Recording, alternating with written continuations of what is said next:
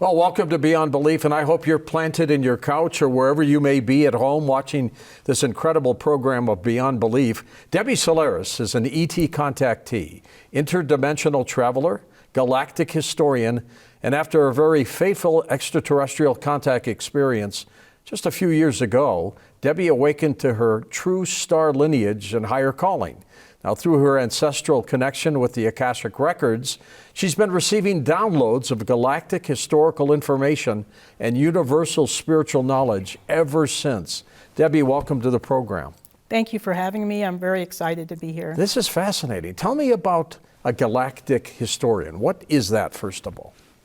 Actually, that wasn't even a term I coined for myself. It was just what people started calling me after. They coined the phrase. Yeah, they coined the phrase because of the type of information that I was downloading from the Akashic Records. After I had my ET contact experience in 2012, I found that just kind of randomly, my extra sensory perception had increased quite a bit. I would say probably by 100%. Wow. Because before I was just like a regular, ordinary human. I didn't have any abilities. What's a regular human? I don't know. It's just kind of weird. But I found that I was starting to download information about galactic wars and different star systems. I'm not an astronomy person. I've never studied astronomy, but all of a sudden I knew all the star systems. I knew where they were located, the details of these star systems. I knew the history of these star systems. Just overnight, right? Overnight, yeah. It was really strange. Tell us about this contactee experience. What happened to you? Well, in 2012, this was probably around May, June time period. I was very concerned about things that were going on in the world. And so one night I sent out a prayer to the entire universe that we here on Earth needed assistance. We needed divine protection, divine in a big help, way. In a very big way. And so I sent this prayer out. I sent it out to the angelic realm, the Jesus, anybody I can think of. And I was a non-believer at the time. I was not somebody that believed in extraterrestrials. My husband was more the person that was into the paranormal. I wasn't so much, but I just sent this prayer out, and nothing happened for 2 weeks. I was just kind of like, oh well, prayed, nothing happened. Did you expect anything to happen? Not really. You just put it out there. I just put it out there. Yeah. I wasn't really expecting any kind of response, but in June, the first week of June 2012, I had just had minor back surgery. I went to sleep as normal. And when I came to consciousness, I found that I was in a different reality. And it was not a dream. It was actually much more, I would say, intense, more intense than even a lucid dream. Would you say you were physically somewhere else? Absolutely, yeah. Aboard a craft, perhaps? Yes, I found myself on a extraterrestrial starship. It was... Was it hovering above the planet? My understanding from what the extraterrestrials on board that ship told me is that they were in the solar system, in an area between the asteroid belt and Jupiter. And this contactee experience that occurred, I want to get into what the ship looked like and what the ETs looked like. Yeah, absolutely. But why you? I don't know. Were there other humans aboard the ship? Not any Earth humans, no, not that I saw. All right, so you're aboard this craft. Kind of describe, first of all, the ETs, Deb. I got led by the ship. The ship was kind of like a living entity. It was not like a metallic ship. It was made of light and some sort of weird materials that I'd never seen before. But physical. But physical, yeah. I was led to a room and I encountered about 4 or 5 extraterrestrial beings. And they looked like the standard grays or humans? What did they look like? They didn't look like gray aliens, but they didn't look human either. Okay. They had larger heads, large eyes. I could see that much about them. Clearly, if they walked down our streets, people would say, that's not a human, Yeah, right? yeah, they were definitely not human. They had more refined features than a gray alien. I mean, if you were to first glance at them, you would think, oh yeah, they're possibly grays, but they weren't. They had very colorful auras. They emanated all this love and acceptance. How did they communicate with you? Telepathy? Telepathy, yes. Did you feel at all threatened or scared? Not at all, not at all. And that was kind of surprising to me because, I mean, obviously I'd never encountered anything like this. Absolutely. So you're there on this craft. Describe what the craft looked like inside.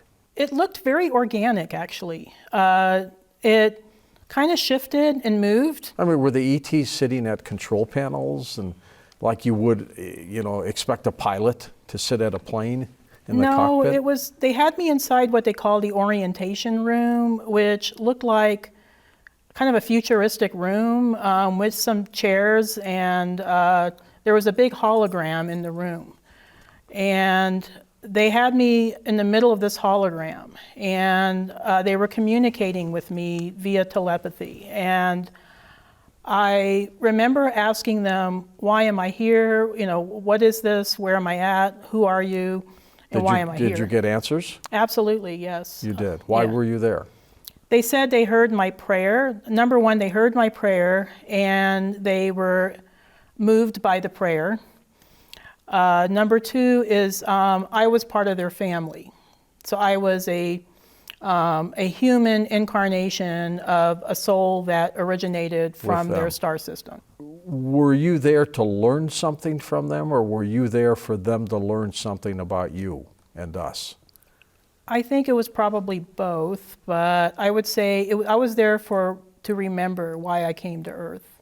Richard Dolan appeared on one of our programs called Phenomena that we have with Gaia, and he was talking about the late Dr. John Mack, psychiatrist, about these encounters similar to what happened to you. There is little that can be more terrifying for a human being than to be overtaken by another species. This is what occurs during what is called the phenomena of alien abduction. Though a highly controversial subject, it's been studied in depth, including by a leading psychologist at Harvard University, Dr. John Mack. His findings? Something real is happening. I spoke with Richard Dolan about Dr. Mack's conclusions. They'll say, oh, John Mack thought that the ETs were good, whereas people like Bud Hopkins and David Jacobs think the ETs are bad. And it's really not that simplistic. What John Mack said is, look, a lot of people had very, very frightening experiences here. But what he pointed out is, if you are going to go through any kind of true growth in your life, it's going to involve stripping away closely held illusions. We all grow up with illusions.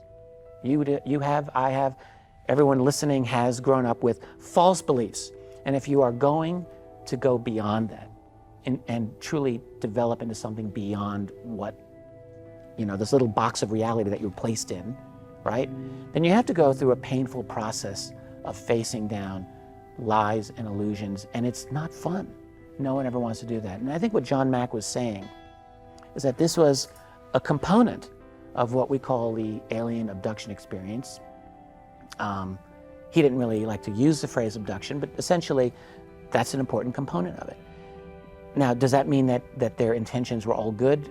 I don't know if he would even go so far as to say that, but that the repercussions of the contact that we have with them could result in true human growth. And when you look at people who've had these experiences, many of them have developed Psychic abilities and also interests that have to do with a kind of a global consciousness. Yeah, this is very typical. So there's something going on there that is not, you can use a traumatic experience to get personal growth out of it. And I think that was his point.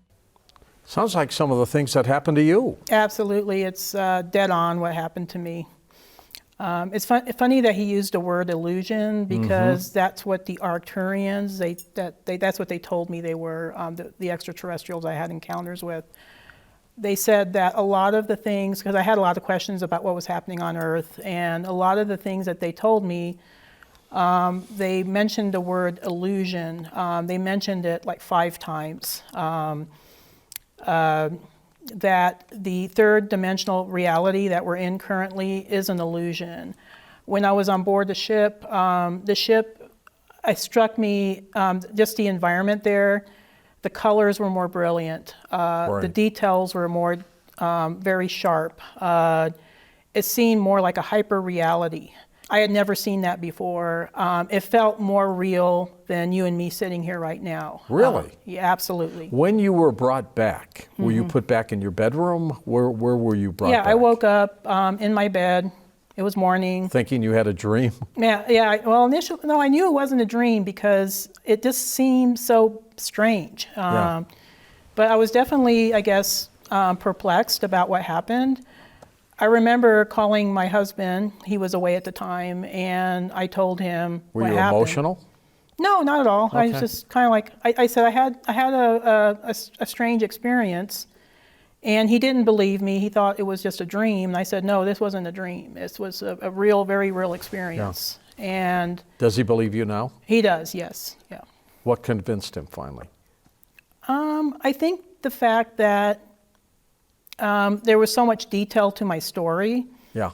And because I remember details, I remember details even today like it happened yesterday. I mean, I still remember the rooms, the atrium, being led through the ship, seeing different spaces in the ship. I still remember encountering other extraterrestrial beings, not Arcturians, but other species of beings. I remember it all like yesterday. Did they ever tell you what star cluster they were from?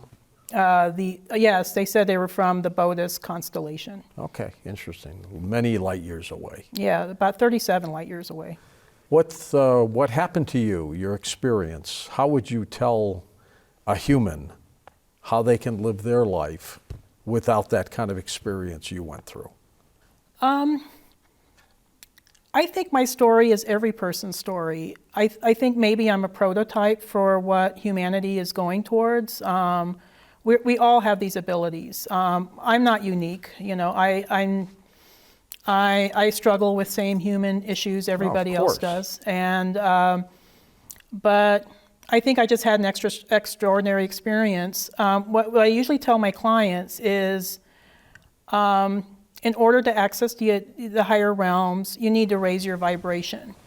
Obviously, there's many ways you can raise your vibration.